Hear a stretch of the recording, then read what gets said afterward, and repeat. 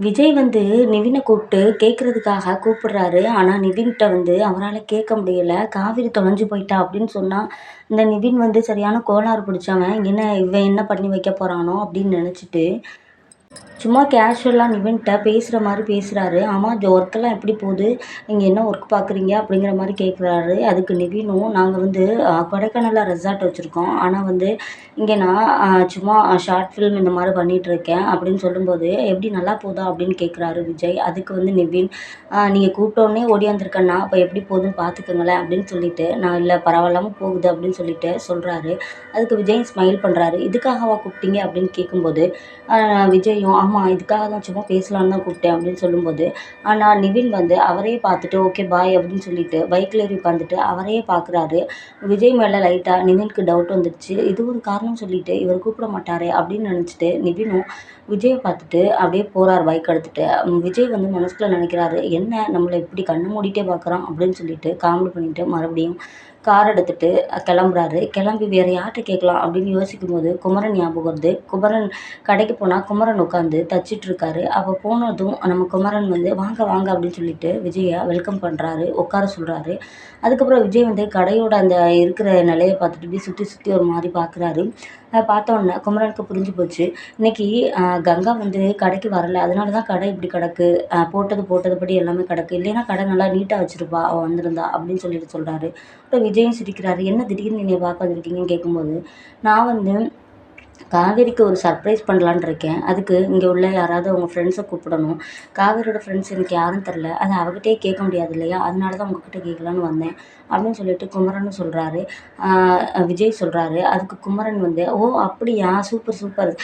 ஆனா இங்க சென்னையில காவேரிக்கு ஒரே ஒரு ஃப்ரெண்டு தான் இருக்கா. அவளோட நம்பர் தரேன்னு" சொல்லிட்டு ஃபோன் நம்பரையும் குடுத்துடுறாரு. மறுபடியும் யாரும் இல்லையான்னு கேட்கும்போது, "இல்ல வேற யாரும் இல்ல. மீதி எல்லாருமே கொடைக்கானல்ல தான் இருக்காங்கன்னு" சொல்லிடுறாரு.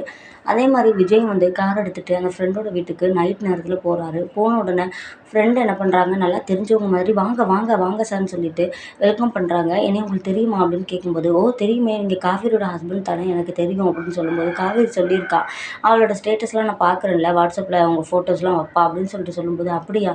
ஆமா இப்போ கூட நூல் பெருக்கிற ஃபங்க்ஷன் வச்சிருந்தீங்களே, அப்போ உள்ள ஃபோட்டோஸ் கூட எனக்கு சென்ட் பண்ணியிருந்தா." அப்படின்னு சொல்லிட்டு சொல்லும்போது, "ஓ! சரி, சரி." அப்படின்னு சொல்லிட்டு சொல்லும்போது, "ஏன் சார் எதுவும் ப்ராப்ளமா? உங்க ஃபேஸ பார்த்தா சரியில்லையே." அப்படின்னு சொல்லிட்டு ஃப்ரெண்டு கேட்குறாங்க. அதுக்கு விஜயும், "இல்ல, இல்ல அப்படிலாம் இல்ல. எங்க 2 பேருக்குள்ள ஒரு சின்ன வாய் தகராறு. அதில வந்து அவ நான் வீட்ட விட்டு போறேன் அப்படின்னு சொல்லிட்டு சொன்னா. நானும் சரி போய்க்கோ அப்படின்னு சொல்லிட்டேன் விளையாட்டுக்கு. அவ பார்த்தா கிளம்பி போயிட்டா. எங்கன்னு தெரியல. ஆனா நீங்க தான் ஒரே ஒரு ஃப்ரெண்டுன்னு தான் சொன்னாங்க குமரன். அதனால தான் உங்ககிட்ட கேட்க வந்தேன்னு" சொல்லும்போது, "ஐய்யய்யோ! காவேரி இங்க வரலையே. ஆனா நீங்க கவலைப்படாதீங்க. அவ வந்து கண்டிப்பா கொடைக்கானல் தான் போயிருப்பா. அவ தப்பா எந்த முடிவுமே பண்ற கேரக்டர் கிடையாது. அது எனக்குமே தெரியும். இருந்தாலும் அப்படியே விட்டுட்டு இருக்க முடியாது இல்லையா? வர்றதுட்டிக்கும் வெயிட் பண்ண முடியாது." அப்படின்னு சொல்லும்போது, "சரி நீங்க கொடைக்கானல் போய் பாருங்க." அப்படின்னு சொல்லும்போது, "ஓகே நான் கொடைக்கானல் போறேன்னு" சொல்லிட்டு வெளிய வராரு. அப்ப அந்த டைம் பார்த்தீங்கன்னா, தாத்தா கால் பண்றாங்க. தாத்தா கால் பண்ணி, "டேய் விஜய் எங்க காவேரி கிடைச்சிட்டாளா?" அப்படின்னு கேட்கும்போது, "இல்ல தாத்தா காவேரி கிடைக்கல" அப்படின்னு சொல்றாரு. அதுக்கு தாத்தா சொல்றாரு, "டேய் விஜய் நீ வந்து காவேரியோட தான் வரணும்.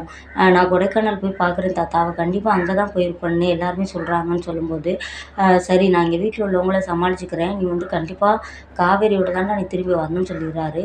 இவங்களும் பார்த்தீங்கன்னா, விஜயும் ஓகே தாத்தான்னு சொல்லிட்டு கிளம்பி போயிடுறாங்க. வீட்ல பார்த்தீங்கன்னா எல்லாரும் உட்காந்து சித்தியும், பாட்டியும், "காவேரிக்கு காலையிலேருந்து பார்க்கல நீங்க, பார்த்தியா?" அப்படின்னு சொல்லும்போது, "நம்ம எல்லாரும் திட்டோம், அவ மேலேயே இருந்துட்டா போலம்மா."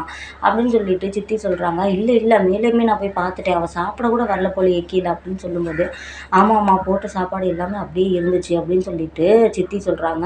அதுக்கப்புறம், "சரி வா நம்ம அவங்க வீட்ல போய் ஒரு எட்டு பார்த்துட்டு வந்துடலாம்னு" சொல்லிட்டு 2 பேரும் கிளம்பி போகும்போது, தாத்தா வந்துடுறாரு. "அம்மா எங்க போறீங்க 2 பேரும்னு?" கேட்கும்போது, நாங்க இந்த காவேரியவே காணோம். அதாங்க வீட்ல போய் பார்க்கலான்னு போறோம்." அப்படின்னு சொல்லும்போது, "அவ கொடைக்கானல் போயிருக்கா.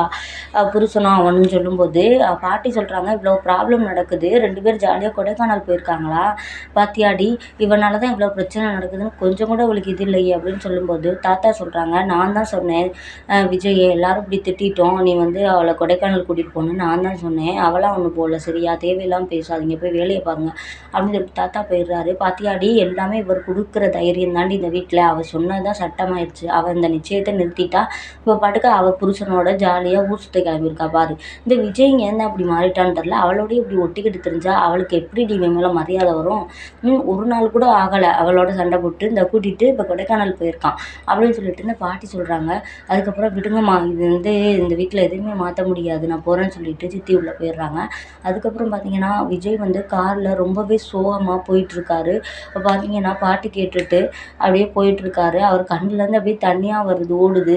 அப்படியே அழுகிறாரு முன்னாடி நடந்தது. அப்புறம் காவேரியோட நீ ரொம்ப அழகாக இருக்குன்னு சொல்லிட்டு கண்ணாடி கிட்ட காவேரி நிப்பாட்டி அவர் வந்து அவர் முகத்தையும் காவேரி முகத்தையும் சேர்த்து வச்சு கண்ணாடி கிட்ட பார்ப்பார் இல்லையா, அந்த இதெல்லாம் அந்த சீனெல்லாம் அவருக்கு வந்து போகுது.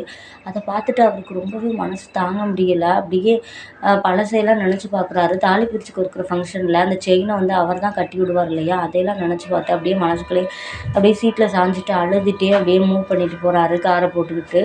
அதுக்கப்புறம் பார்த்தீங்கன்னா விஜய் வந்து கொடைக்கானல் போயிடுறாரு. அங்கே போய் பார்த்தா எங்கேயுமே காவிரியை காணோம். ஆனால் அதுக்கு முன்னாடி குமரனோட அம்மா வந்து குமரனுக்கு கால் பண்ணி இந்த மாதிரி பக்கத்து வீட்டுக்காரவங்களோட சரியான பிரச்சனைடா, வேலி அடைக்கிறத பற்றி அவங்களோட இடம் சொல்கிறாங்க. அதனால நீ வந்து என்னன்னு பாரு, நீ வந்தீன்னா கொஞ்சம் நல்லாயிருக்கும். போய் பொண்டாட்டியோட அப்படியே செட்டில் ஆகிட்டா, இங்கே ஒரு ஆத்தான்னு ஒருத்தி இருக்கா அப்படிங்கிறது உனக்கு மறந்து போச்சா?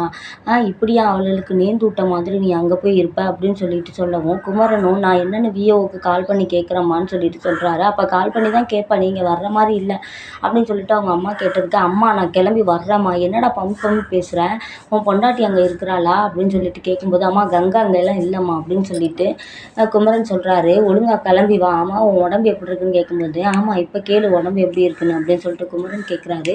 அதுக்கு அவங்க அம்மாவும், ஆமாடா நீ நடந்துக்கிறதும் அப்படித்தானே இருக்குது, போய் அவளுகளோடையே மாமியார் வீட்டில் செட்டில் ஆகிட்டேன், இங்கே நான் ஒருத்தி இருக்கிறேன்னு உனக்கு தெரியலையான்னு சொல்லும்போது, அம்மா நான் நாளைக்கு கிளம்பி வாரேன் அப்படின்னு சொல்லிட்டு சொல்கிறாரு. அதையுமே ஒழுங்காக சொல்ல மாட்டேங்கியே, என்ன உன் பொண்டாட்டிகிட்ட கேட்டுட்டு அதையும் சொல்லுவியா அப்படின்னு சொல்லிட்டு அவங்க அம்மா சொல்கிறாங்க. இல்லைம்மா இல்லைம்மா நான் வந்து கிளம்பி வாரேன்னு சொல்லிட்டு சொல்லிடுறாங்க.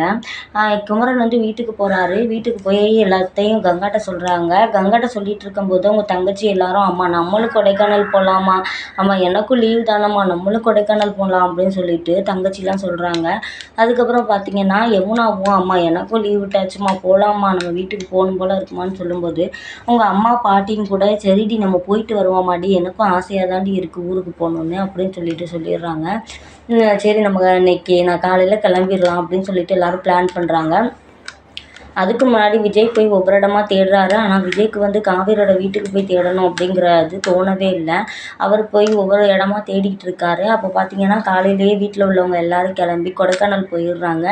அங்கே போனதுக்கப்புறம் அங்கே அவங்க வீட்டுக்கு தான் போகிறாங்க. வீட்டுக்கு போனால் காவேரிக்கு தான் சாவி உள்ள இடம்லாம் தெரியும் இல்லையா, வீட்டில் போய் அவங்க உட்காந்துட்ருக்காங்க. அதை பார்த்துட்டு வீட்டில் உள்ளவங்க எல்லோரும் ஷாக் ஆகிடுறாங்க. என்னடி நீ எப்படி வந்தீங்க, என்கிட்ட சொல்லாமல் கூட நீ வந்திருக்க, என்னடி அப்படின்னு சொல்லிட்டு அவங்க அம்மா கேட்கும்போது, இல்லைம்மா எனக்கு நானும் அவரும் தாம்மா வந்தோம், அதான் உன்கிட்ட சொல்லலை எதுவும், நீங்கள் எதுவும் நினச்சிக்கிருவீங்க, ஏற்கனவே வீட்டில் வேறு இந்த பிரச்சனை போயிட்டுருக்கு, உங்களையும் கூட்டிகிட்டு வந்தால் எங்கள் வீட்டில் எதாவது நினைப்பாங்கல்லம்மா, அதனால தான் நாங்கள் 2 பேரும் தனியாக வந்துட்டோம்.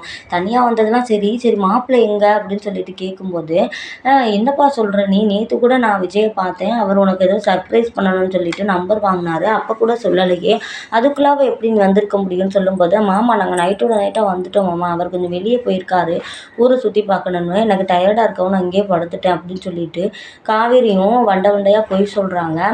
அதை கேட்டுட்டு அவங்க அம்மா பாட்டி எல்லாருமே நம்பிட்டாங்க. அப்படியாக்கா சூப்பர்க்கா, நீ வந்துட்டு அப்போ ஜாலியாக இருக்கலாம்க்கா அப்படின்னு சொல்லிட்டு அவங்க தங்கச்சி எல்லாரும் பிடிச்சி சுற்றுன்னு காவேரி சுற்றுறாங்க. ஆனால் காவேரிக்கு மூடே இல்லை. அப்போ விஜய் வந்து நம்மளை தேடிட்டு இருக்காரா அப்படின்னு நினச்சிட்டு இருக்காங்க. அதுக்கப்புறம் பார்த்தீங்கன்னா விஜய்க்கு தோணுது, அப்போ நம்ம எல்லா இடத்துலையும் பார்த்துட்டோம், இனிமேல் அந்த வீட்டுக்கு போயாவது நம்ம பார்த்துருவோம் ஒரு தடவைன்னு சொல்லிட்டு அவங்க பேசிகிட்டு இருக்க டைமில் விஜய் வந்துடுறாரு. வந்தோடனே எல்லாரும் மாமா அப்படின்னு சொல்லிட்டு அந்த சின்ன பொண்ணு இருக்கா இல்லையா நர்மதா, ஓடி போய் கட்டி பிடிக்கிறான். அதோட அவரும் ஹாப்பி ஆகுறாரு.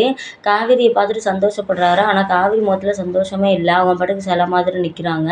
அதுக்கப்புறம் பார்த்தீங்கன்னா விஜயை எல்லாரும் வெல்கம் பண்ணுறாங்க. வாங்க மாப்பிள்ள அப்படின்னு சொல்லிட்டு, நீங்கள் வந்திருக்கிறதே எங்களுக்கு தெரியாது, எங்ககிட்ட ஒரு வார்த்தை சொல்லியிருந்தால் எல்லோரும் சேர்ந்து வந்திருக்கலாம், இருந்திருக்கலாம்ல அப்படின்னு சொல்லிட்டு எல்லாரும் சொல்கிறாங்க.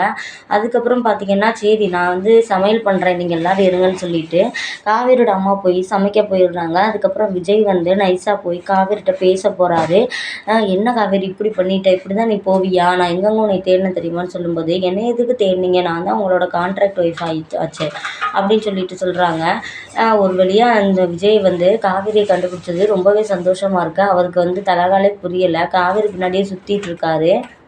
ஆனால் காவேரி வந்து சமாதானமாகிற மாதிரி தெரியல. விஜய் வந்து பின்னாடியே போயிட்டுருக்காரு. ஆனால் போகிறதுக்குலாம் 2 பேரும் கண்டிப்பாக சேர்ந்துருவாங்க. அதையும் தான் பார்க்கலாமே.